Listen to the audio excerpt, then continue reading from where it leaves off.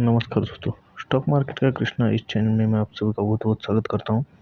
तो दोस्तों, अगर आप इस हमारे चैनल पे नए हो तो प्लीज़ हमारे चैनल को सब्सक्राइब कीजिएगा और बेल आइकन को हिट कीजिएगा, क्योंकि इससे आपको आने वाले हर वीडियो की नोटिफिकेशन आपके मोबाइल पे आएंगे। तो हमारे चैनल ज़्यादा करके इन्वेस्टिंग पर्पस वालों के लिए है। जो रिटेल इन्वेस्टर फंस रहे हैं, बहुत सारे ट्रैप में आ गए हैं, उनके लिए हमारा इस चैनल है। तो अगर मैं आपको बता दूं कि हमारे इस चैनल पे हम लोग रेगुलरली वीडियो डालते हैं। अगर आपको देखना है कि स्मॉल कैप और मिड कैप में क्या हुआ है, तो इसके लिए भी मैंने वीडियो डाला है। ये देखिए, आप लोग इसको चेकआउट कर सकते हैं। तो चलिए शुरू करते हैं आज के इस टॉपिक को। तो मैं आज आपको तीन ऐसी इम्पोर्टेंट बातें बताऊंगा जो कि शेयर मार्केट से रिलेटेड हर व्यक्ति को पता होनी चाहिए। अगर आपको ये तीन बातें पता नहीं है तो डेफिनेटली आप आज नहीं तो कल लॉस में जाएंगे ही जाएंगे। इन तीन चीज़ों को आपको ध्यान रखना पड़ेगा। तो सबसे पहली बात क्या है, फर्स्ट थिंग क्या है? फर्स्ट थिंग है ट्रेडिंग। मेरे हैंड राइटिंग उतनी अच्छी है नहीं, लेकिन आप समझाने की कोशिश कर रहा हूँ तो आप लोग समझ जाइए। वर्सेस इन्वेस्टिंग, ठीक है। तो ट्रेडिंग और इन्वेस्टमेंट में आपको फ़र्क समझ में आना चाहिए। ट्रेडिंग मतलब क्या होता है? Swing trading, intraday trading, scalping, ये सारी चीज़ें ये ट्रेडिंग में आती है। इन्वेस्टिंग में क्या है, ज़्यादा से ज़्यादा दिनों तक आपको स्टॉक को होल्ड करना रखा पड़ता है। उसके लिए आपको सबसे पहले उसकी बहुत ज़्यादा इन्वेस्टिगेशन करनी पड़ती है स्टॉक के बारे में।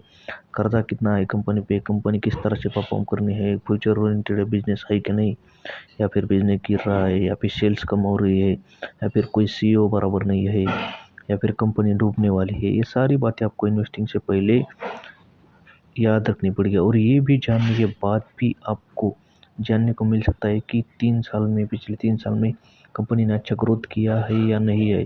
तो ये सारी बातें इन्वेस्टिंग में आपको देखनी पड़ती है। और ट्रेडिंग में क्या है, आपको प्राइस एक्शन देखना पड़ता है, बहुत सारे इंडिकेटर देखने पड़ते हैं, बहुत सारी अलग अलग चीज़ें होती है, RSI, स्टॉक होल्डिंग, इस सारी चीज़ें होती है। और कुछ लोग वॉल्यूम को भी देखते हैं। ये सारी बातें ट्रेडिंग में होती है। लेकिन आपको एक चीज़ें समझ में आनी चाहिए कि दोनों में फ़र्क क्या है। बहुत सारे लोग क्या करते हैं, ट्रेडिंग के लिए स्टॉक लेते हैं, बोलते हैं ट्रेडिंग में तो पैसा नहीं बना तो हमें इन्वेस्टिंग के लिए जाते। ऐसा नहीं होता है दोस्तों। तो ये बातें आप लोगों को ध्यान रखना पड़ेगा, क्योंकि इन्वेस्टिंग में हमारा जो चैनल ज़्यादा होकर के फोकस इन्वेस्टिंग पे ही है। इन्वेस्टिंग में बहुत ज़्यादा केयर करना पड़ता है आपको अपने पोर्टफोलियो का। केयर मतलब, जो वॉरेन बफेट का एक सेंटेंस है, वो बोलते हैं कि आपको अगर किसी भी स्टॉक में इन्वेस्ट करना है तो सोच लीजिए आप उससे शादी कर रहे हो। शादी कर रहे हो मतलब हम शादी करने का डिसीजन ऐसे ही नहीं ले सकते।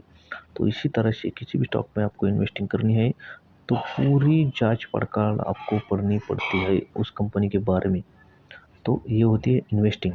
तो ये बातें बहुत बेसिक बात है। हालांकि आप लोगों को पता होगी, लेकिन बहुत सारे लोगों को ये बातें पता नहीं होती, और कुछ लोगों को पता होती है तभी भी उनकी साइकोलॉजी की इतनी स्ट्रांग नहीं होती कि वो इन दोनों में फ़र्क कर पाए। बहुत बार स्विंग ट्रेडिंग के लिए स्टॉक लेते हैं और इन्वेस्टिंग पर्पज़ के लिए रख देते हैं, उसके बाद बहुत ज़्यादा गिरता है तो लॉस में बेच देते हैं। या फिर इन्वेस्टिंग के लिए स्टॉक लेते हैं और सोचते हैं कि 1 महीने में 10% तो नहीं बढ़ा, स्विंग इतना भी पैसा नहीं बना, या फिर 6 महीने में भी नहीं बढ़ा स्टॉक, 10% भी नहीं बढ़ा, नीचे गया, उल्टा लॉस में जा रहा है, तो उसको बेच देते हैं। ये गलत बात है, क्योंकि आपने लिया किस पर्पज़ से? इन्वेस्टिंग के पर्पज़ से। तो हो सकता है कई कई स्टॉक 2-2 सालों तक हिलते भी नहीं है, ये याद रखो आप। हमने जब IRFC देखा था, मैं देखता था तो 35 रुपीज़ पे था टाइम, वो 1-2 सालों तक हिला भी नहीं। उसके बाद डबल ट्रिपल 3x तक गया स्टॉक लगभग, ये याद रखो। वैसी बातें इन्वेस्टिंग में होती है। तो दूसरा जो हमारा इम्पोर्टेंट पॉइंट है वो है शेयर प्राइस। शेयर प्राइस, अब आप सोचो मैंने ये क्यों लिखा है, क्या कारण है ये लिखने का? शेयर प्राइस ये चीज़ें लिखने की थोड़ी चीज़ें है। आप लोगों को शेयर प्राइस पता है तो एक क्वेश्चन का मुझे आंसर दीजिए कि समझो एक स्टॉक का प्राइस 5 रुपीज़ है और उसी दूसरे स्टॉक का प्राइस 4000 है। इनमें से आप किसको बाय करना प्रेफर करोगे? ऑब्वियसली बहुत सारे लोग बोलेंगे ये 5 रुपये का स्टॉक है, अगर 10 भी हो जाएगा कुछ सालों में तो डबल हो जाएगा हमारा स्टॉक, प्रॉफिट डबल हो जाएगा। तो बहुत सारे लोग इसी को बाय कर लेते हैं। बहुत सारे लोग 99% लोग इसी को बाय कर लेते हैं और इसको बोलते हैं ये 4000 रुपीज़ डबल होने में कितने दिन लगेंगे। ये तो आपकी गलतफहमी है मेरे दोस्तों, क्योंकि 5 रुपये का स्टॉक बहुत ज़्यादा करके डबल जल्दी नहीं होता है। उस कंपनी में अगर दम नहीं है तो यही बात मैं आपको समझाना चाहता हूँ कि सोचिए जो हमारा एमआरएफ का स्टॉक है ना, वो 80-90 हज़ार का है, लेकिन वो 1 लाख से आगे चला गया। मैं जब देखता था ना तो उस टाइम पे फिर 40,000 तक था, आज वो 1 लाख से आगे चला गया। और कुछ कुछ स्टॉक ऐसे 5 रुपीज़ के 1 रुपीज़ पे आके बैठ चुके हैं। क्यों? क्योंकि प्राइस में कुछ रखा नहीं है।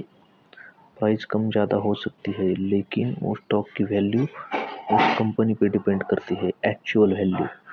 प्राइस क्या है? प्राइस अगर स्टॉक स्प्लिट हो गया ना ये 40,000 का, आराम से 10,000, 5,000, 1,000 या 100 रुपीज़ तक भी ये कंपनी ला सकती है स्टॉक का प्राइस। तो आप इतना सस्ता हुआ नहीं हुआ, वो स्प्लिट कर दिया उन्होंने। वैसी बातें इस तरह से होती है, प्राइस में कुछ ज़्यादा नहीं पड़ा है। तो हमारी तीसरी बात पर बढ़ते हैं। तीसरी क्या बात है? तीसरी बात है पोर्टफोलियो।